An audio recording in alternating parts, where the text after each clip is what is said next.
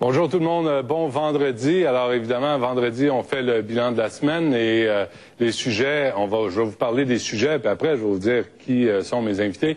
Le manifeste pour un Québec lucide, avec Lucien Bouchard en tête, les profits des compagnies pétrolières, les enseignants des cégeps qui sont bien fatigués puis qui veulent plus d'argent.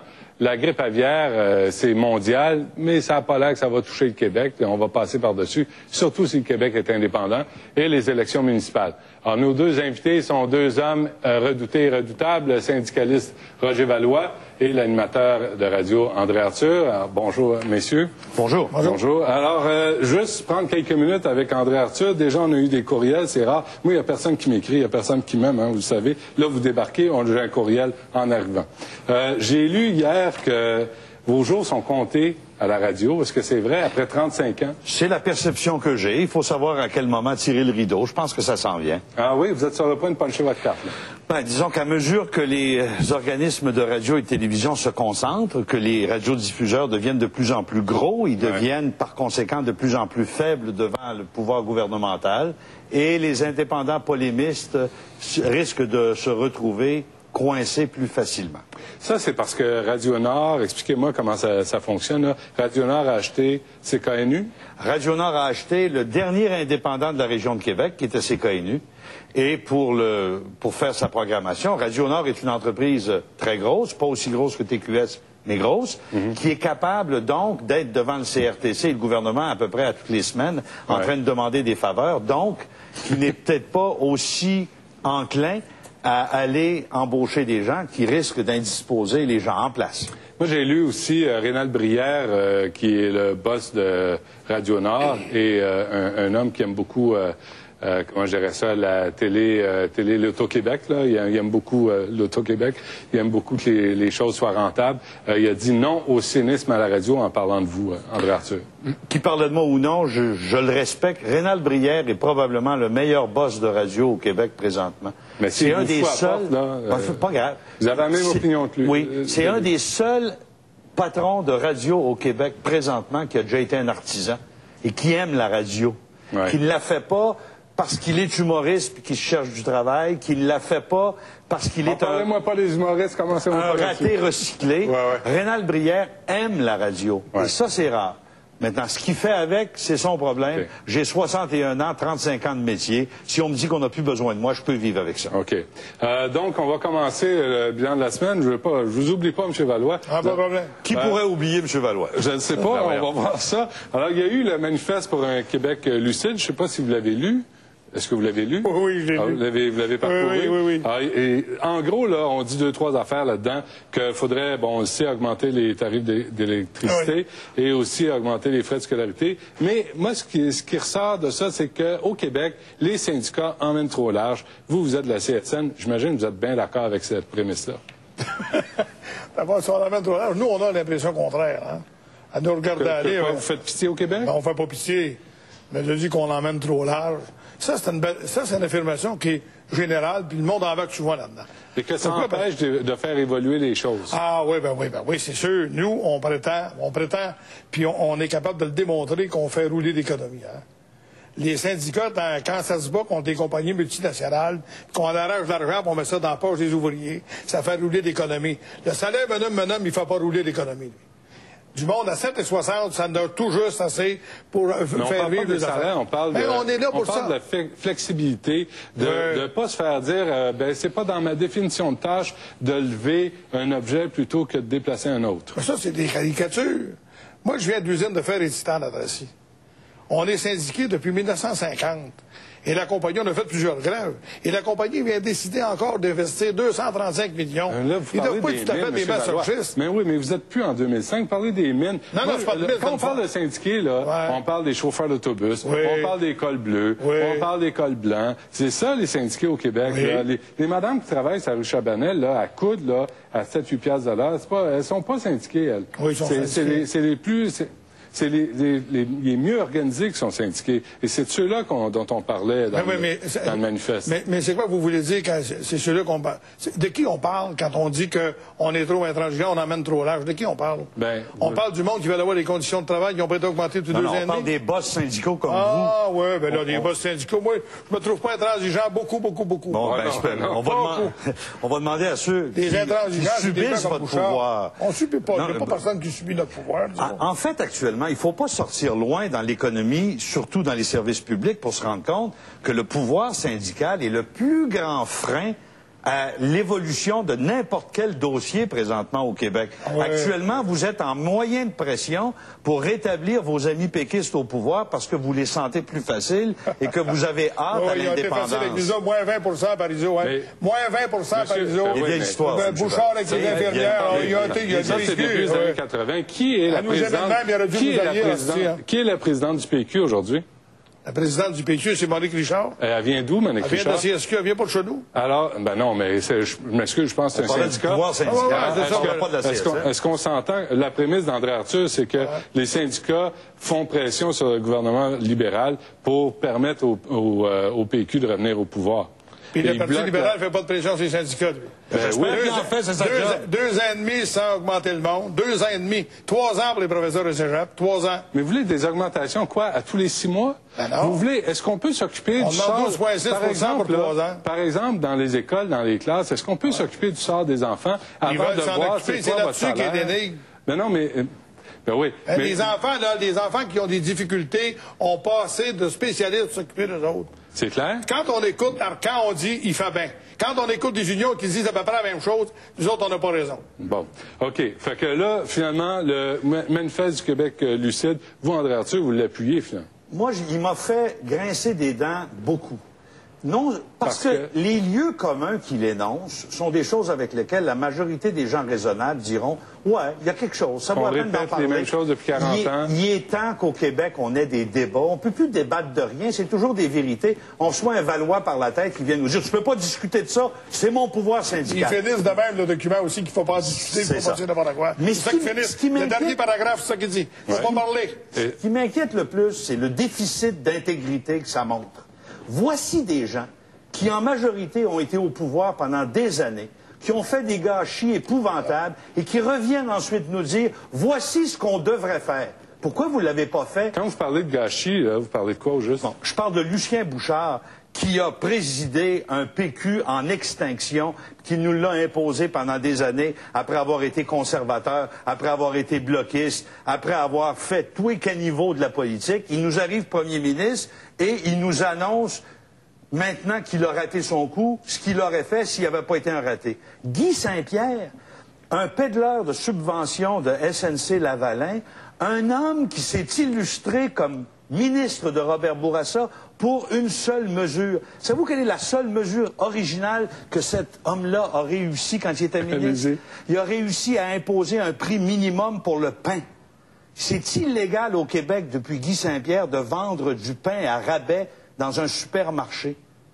Fou comme ça. Et ça revient et ça nous dit, voici comment on doit orienter le Québec. Gérer. C'est pas ce qu'ils disent qui me dérange. Quand Pierre, c'est qui le dit? Oui. Dans le document, on va finir là-dessus sur le manifeste, on parle de hausser les frais de scolarité. Présentement, là, à Saint-Léonard, il y a une conférence sur le taux de décrochage scolaire à Montréal, qui est de 40 chez les garçons. Alors, d'un côté, il y a cette réalité-là. Et de l'autre côté, on va augmenter les frais de scolarité sans parler, puis je reviens à l'autre sujet, j'arrive à l'autre sujet. Aujourd'hui, dans le journal, profit des pétrolières, 3e trimestre, SO fait, en gros, 7 millions par jour. 7 millions par jour. Augmenter les frais de scolarité, on va en parler 2 secondes. Ça veut dire mettre les fils et les filles d'ouvriers en dehors des universités. Ça les fatigue, hein? De voir que nos enfants peuvent aller à l'université et devenir du monde qui sont formés intelligemment. Et c'est plus réservé aux fils de médecins. Ah oui, avant ça, c'était réservé. Puis les fils d'habitants et d'ouvriers qui voulaient faire des études, ils faisaient semblant de faire un curé, puis quand ils arrivaient aux hautes études, ils disaient « c'est pas ma vocation, la paroisse, ça va payer pour ». Mais je vais aller au-delà de ça. Ça, c'est fini. On ne va pas retomber là-dedans. Hein? Ça, je suis d'accord, mais je vais aller au-delà de ça. C'est quand Lucien Bouchard et ses amis sont autour de la table et il dit on va trouver de l'argent en haussant le taux d'électricité, les tarifs d'électricité et les frais de scolarité, et qu'on voit les profits, on les a vus à l'écran tantôt.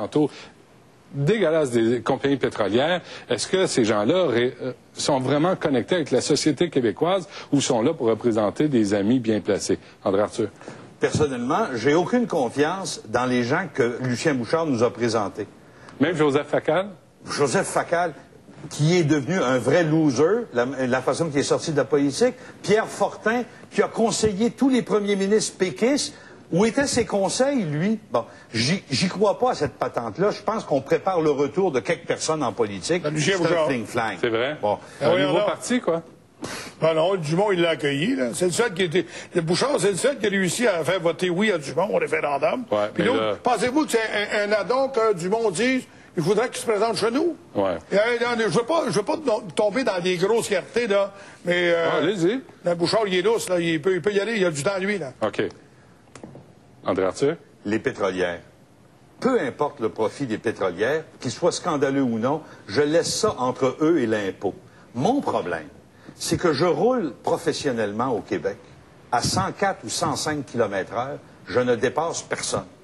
Je suis venu de Québec à Montréal tantôt à 119 km/h. J'ai été dépassé par au moins 50 véhicules entre Québec et Montréal. Puis le gaz est trop cher. Voyons donc. Ça n'a pas de bon sens. On n'a pas encore posé les gestes élémentaires de consommateurs individuels. On veut que le gouvernement règle le problème. On n'est pas assez adulte pour prendre nos gestes personnels. Ouais, je vais en parler à la fin de l'émission, mais il y a Léopold Lauzon qui a sorti des chiffres sur l'impôt sur les revenus, plus les taux les taxes de vente. En 1964, les particuliers payaient 62 %, les entreprises 38 %. En 2004, les particuliers payaient 87 % et les entreprises 13 %. C'est peut-être ça qui nous écœure, là, de voir les compagnies pétrolières qui font des profits qui ne sont pas taxés ou imposés. Alors juste... Une chance qu'on a le professeur Lauzon pour nous apprendre les vérités. Ben, je pense qu'il y a des chiffres qui sortent pas, puis qui sortent quand on s'assoit puis on étudie. Ouais. Moi, j'ai pas le temps. Mais là, on va pas payer un petit peu plus d'impôts, compagnies et individus, pour les bébés gâtés de M. Valois dans les cégeps et pour un pouvoir syndical qui promet des nananes pour pouvoir ensuite mobiliser ces gens dans la réélection du PQ. C'est ça qui se passe présentement. OK. Bon, on se laisse là-dessus. Je vous trouve très tempéré, finalement. Ça me fait plaisir. Je pensais devoir gérer ça de façon beaucoup plus serrée. Après la pause, restez là. On revient sur les enseignants de cégep qui veulent plus d'argent parce que, vraiment, les voyages organisés à New York, c'est bien, bien fatigant. Et la pandémie de la grippe aviaire qui s'apprête à frapper partout au Québec, partout au monde, sauf au Québec, évidemment. Restez là. On revient tout de suite après.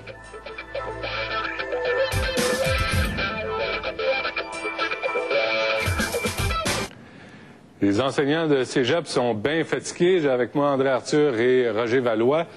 Messieurs, regardez un invité que j'ai eu cette semaine, puis vous me direz ce que vous en pensez, et essayez de retenir vos larmes.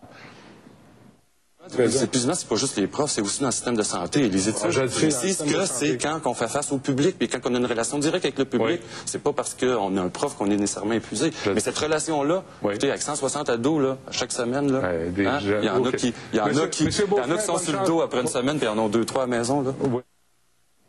Alors, les profs de cégep sont fatigués. Il y en a 4000, la Fédération autonome du collégial, qui revendique évidemment de l'argent pour... Là, M. Valois, quand on entend ça, des revendications comme ça, on peut se virer de bord et dire c'est assez. On va serrer à vis à tout le monde, puis on n'accordera rien à personne. Parce que quand c'est des demandes farfelues de même, ça suffit. Hey, ils sont fatigués. On ne jettera pas le bébé avec l'eau du bain, là, tu sais. Si lui, il vend mal son affaire, c'est une histoire. Mais les professeurs de cégep au Québec, là, ça leur a rendu le monde aux universités de belle façon. Comment? Ça a une histoire, hein. On est la seule place en Amérique du Nord où les collèges publics existent pour permettre aux enfants de mieux se préparer pour l'université.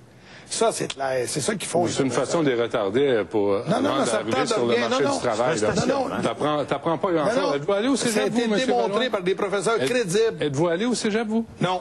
Vous n'êtes pas allé? Non. Moi, je suis allé. La 9e année forte, moi. Bon, ben moi, je suis allé au cégep.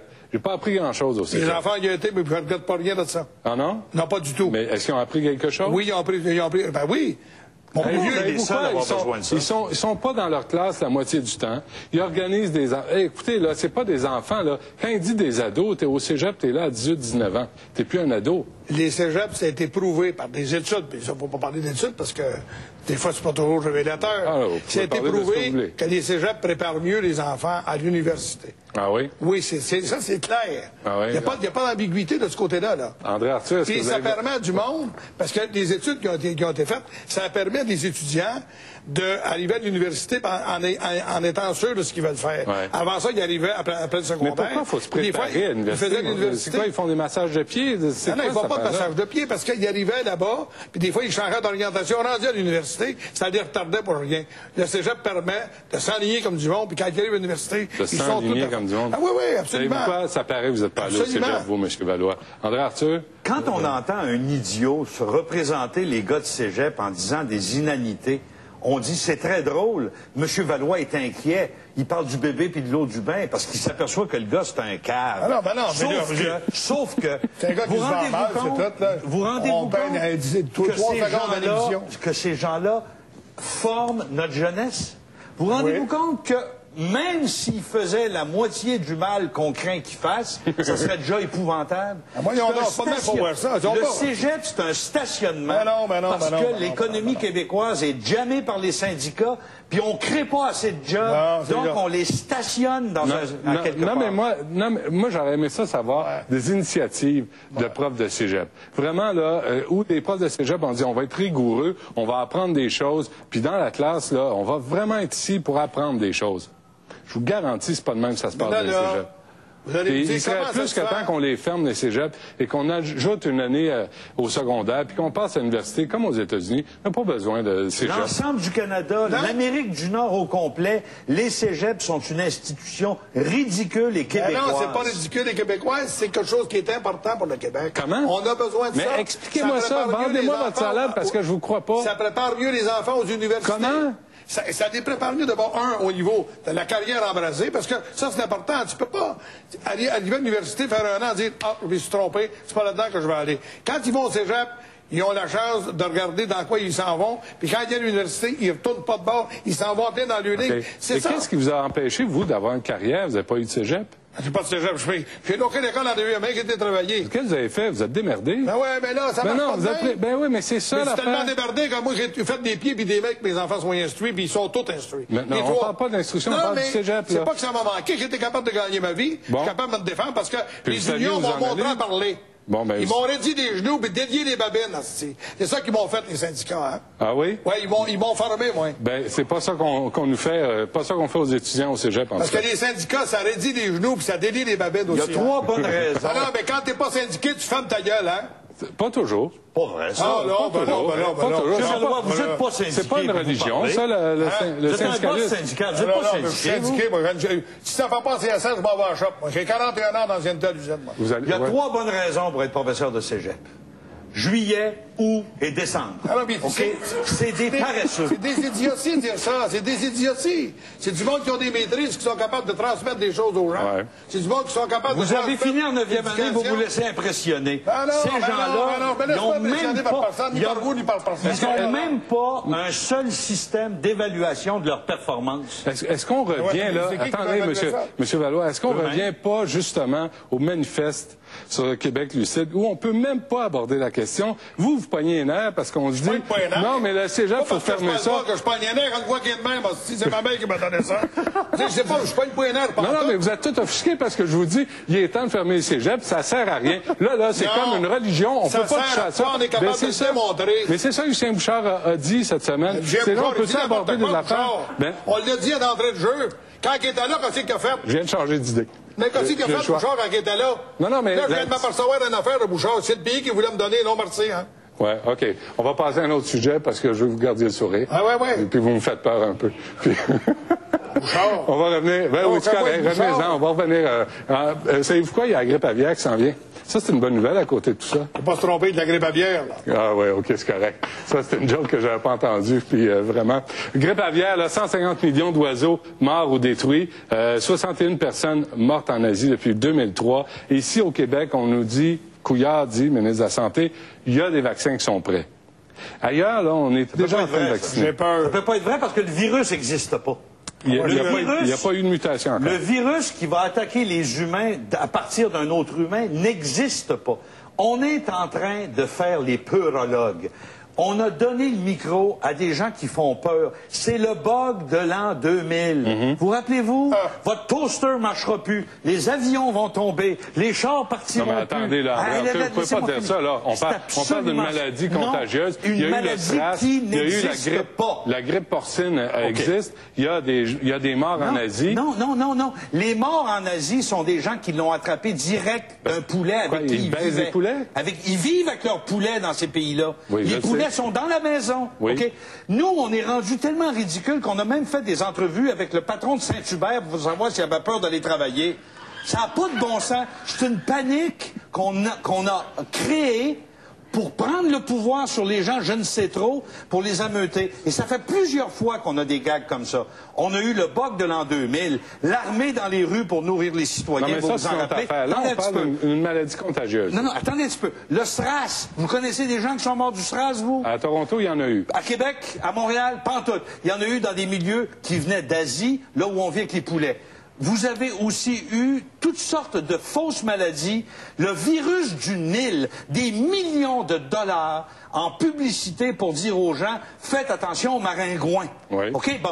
Pendant ce temps-là, plus de 1000 Québécois sont morts dans nos hôpitaux à cause de la malpropreté du personnel. Voilà. Personne n'en a parlé. Le manque de personnel pour faire le ménage. Pas la malpropreté du personnel. Le personnel dans le centre hospitalier pour faire le ménage est coupé de 25 Non.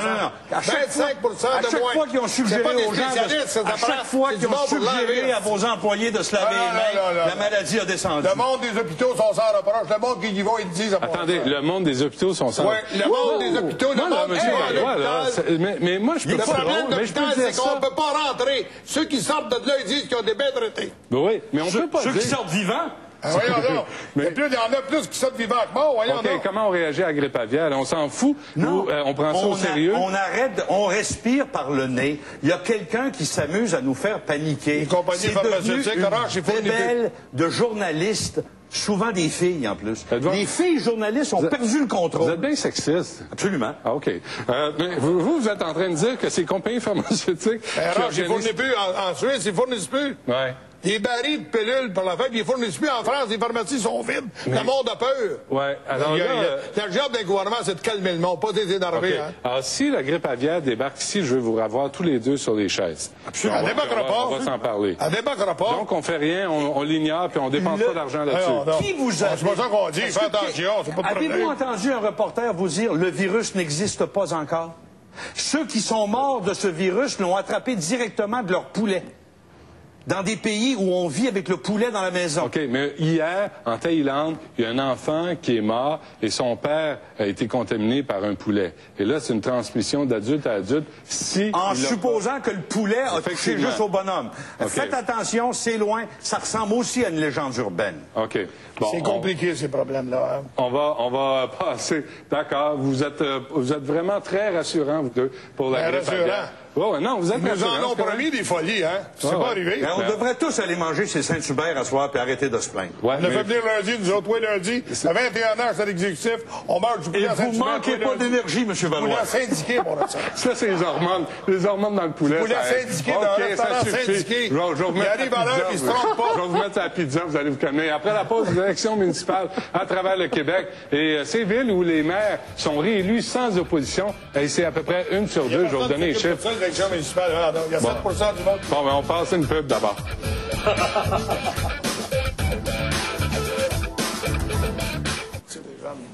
Ah, ça lâche pas. Vous devriez entendre ce que j'entends pendant la pause si vous êtes aussi bien de regarder les publicités.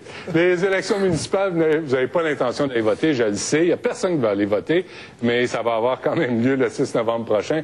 Et je vous dis, 581 maires sur 1106 sont réélus sans opposition. Est-ce que c'est ça, la démocratie? Je vais vous présenter un extrait de topo de Daniel Joannette cette semaine. Tu es allé à Terrebonne. Regardez ça.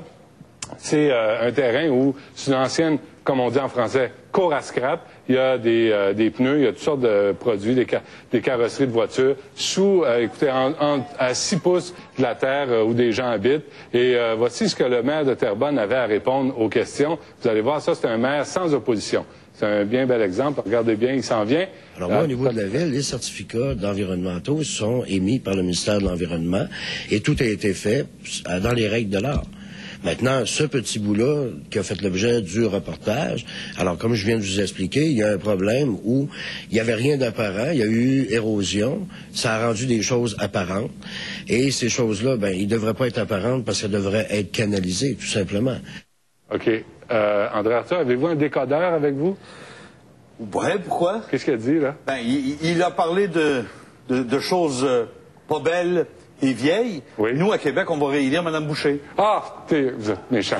Ça, je veux pas que vous fassiez ça.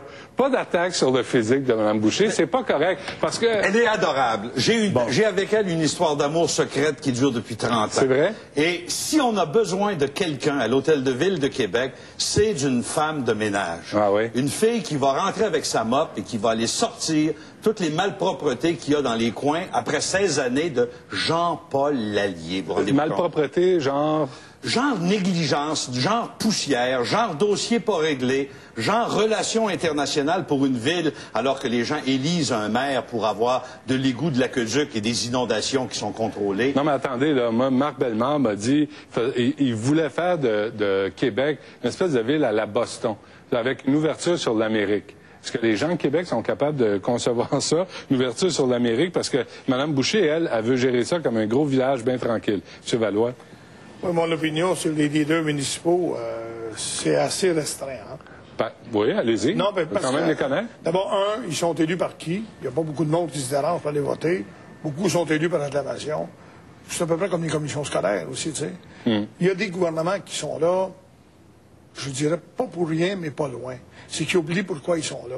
OK, donc... Moi, je vais aller voter à Montréal. Je vais aller voter, moi. On annule... On va voter pour tout le monde. Ils sont tous égaux tant qu'à moi, mais on va voter pour tout le monde. Vous votez pour tout le monde. Vous annulez votre vote. Je ne sais pas, mais je vais voter pour les gens. Okay. Probablement qu'ils vont l'annuler si je vote pour tout le monde. Savez-vous, dans un Québec meilleur, là, on se débarrasse des cégeps, on se débarrasse des administrations municipales. C'est qu'on fait à Montréal avec la ville. Si vous cherchez une administration à éliminer les commissions scolaires et donnez la gestion de l'équipement aux municipalités. Mais les municipalités, on en a besoin pour des services de proximité. Oui. On veut avoir une rue qui est pas pleine de trous, de l'eau qui est mais buvable, on y arrive pas. des pompiers. André Arthur, on y arrive pas. On y arrive pas. Et en même temps, on va faire des voyages en Chine. Et en même temps, on est là dans toutes sortes d'aventures invraisemblables, comme si on avait élu un maire pour le développement économique. Une ville saine se développe économiquement ensuite. Mais une ville malsaine peut pas faire son développement économique. Montréal est une ville désolante. Je suis un Québécois qui vient à Montréal, je tombe dans les trous, c'est sale, ça n'a pas de bon sens, le graffiti est de retour, votre métro est vieillot, il y a... Au moins, on en a un, là. Au moins, vous en avez un. Mais pendant ce temps-là, vos maires se promènent à gauche et à droite et pètent de la broue. Ouais. À Québec, après 16 années de Jean-Paul Lallier, qui n'habitait même pas Québec, qui vivait à l'île d'Orléans, on va avoir besoin d'un ménage et de revenir à des proportions, pas un village de façon méprisante, comme vous avez dit, un village bien tenu, où on nettoie les choses, on bouche les trous dans le rue, danger du village, bien nos employés. Le danger du village, c'est de se replier sur soi-même. La municipalité ne peut pas replier le village. La municipalité a besoin de donner des bons services pour que les investisseurs viennent. Ici à Montréal, l'apparence que j'ai de la ville de Québec, quand j'y vais, parce que j'ai pas les détails, parce que je vis pas là. Mais le bas de la ville a changé beaucoup. Saint-Roch, c'est plus ce que c'était. On a redynamisé ce quartier-là. On ne pas. C'est-à-dire qu'on a chassé les goélands. Oui, peut-être. Mais on a redynamisé avec les nappes qui est là. Ils ont redéfait la... Mais ici à Montréal, il y a 6 000 cols bleus. Oui. OK? Là, Gérald Tremblay est venu cette semaine nous annoncer qu'il allait injecter 75 millions pour torcher la ville. Comment se fait-il qu'on ne soit pas capable de le faire avec les effectifs des gens en place? Ils ne changeront pas le métro, l'école bleue, il est vieillot, il l'a dit tantôt. Ils peuvent-tu réparer les trous, travailler? Écoutez, à un moment donné, sur Saint-Urbain, il y a un cône, un soir, vendredi soir, sur Saint-Urbain, il y a un cône au milieu de la roue. de la rue. Ouais. Et la job n'est pas finie. Ils ont sacré ça là. La circulation est bouchée à cause de ça. Les Bougons, au milieu de la rue. Les Bougons sont au pouvoir à Montréal. Je vais vous dire qu'il y a des décisions qui doivent être prises, puis ils ne sont pas pris, des décisions. Mais par qui? Faut-tu prendre une décision pour que la job soit faite correctement? Par ceux qui sont là. Mais le goût de bien faire la job chez les syndiqués, chez l'École bleue, est-ce qu'on peut me le prouver? Il y avait un syndicat de pompiers qui a organisé le saccage des casernes lors de son dernier conflit. Comment pouvez-vous par la suite croire que parce qu'ils ont des bonnes relations avec le patron, que maintenant ils vont devenir des gens avec de l'intégrité? C'est un problème d'intégrité, les relations dans nos municipalités présentement. Les relations de travail, ça se prend quand on respecte le monde. Quand on respecte pas le monde, ils se sentent pas respectés. On respecte le monde quand on sent que les gens font leur job comme du monde.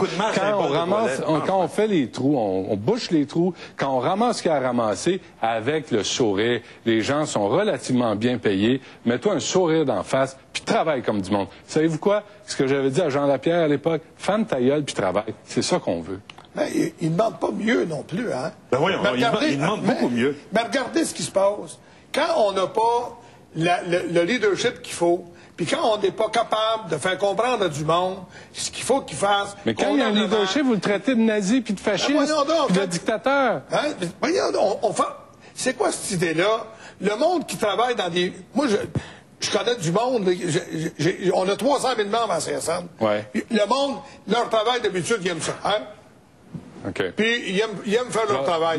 Mais quand ils ne sont pas équipés pour le faire, c'est du focage de chien tout le temps, on a des résultats de focage. Savez-vous quoi? C'est toujours la faute des autres. Il dit qu'il chauffe des autobus, lui. Mettez-y un autobus qui n'est pas en ordre, qui a des freins qui sont pas bons, un steering qui est douce, des chiches tout usées. Il n'aimera pas ça. C'est quoi le rapport avec les syndicats? Non, mais c'est parce que souvent, on n'a pas ce qu'il faut pour travailler, puis qu'ils veulent qu'on travaille, puis qu'on fasse des miracles avec rien dans les mains. Pourquoi j'ai l'impression que si les gens n'étaient pas obligés d'être membres d'un syndicat quand ils rentrent dans le job... Ils sont pas obligés.